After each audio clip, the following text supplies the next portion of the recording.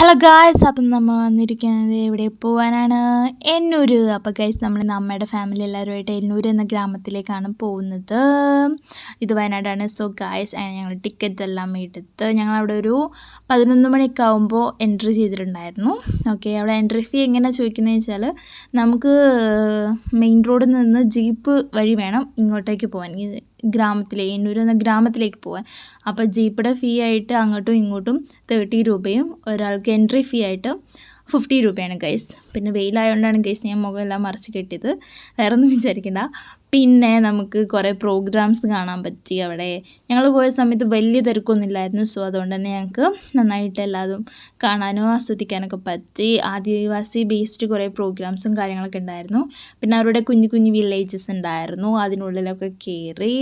നിങ്ങൾ കാണുന്നുണ്ടല്ലോ, ഭയങ്കര എന്താ ഒരു ഡിഫറെൻറ്റ്, നമ്മൾ പണ്ട് ടി വിയിലൊക്കെ കണ്ടിരുന്ന ടൈപ്പ് സാധനങ്ങൾ നമുക്ക് അവിടെ കാണാൻ പറ്റി, വീട് കാര്യങ്ങളൊക്കെ.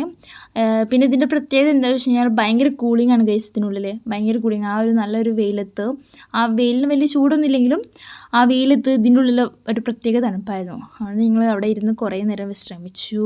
എന്നിട്ട് ഞങ്ങൾ പിന്നെയും നടന്ന് കുറേ പെയിൻറ്റിങ്സും കാര്യങ്ങളൊക്കെ കാണാനുണ്ടായിരുന്നു.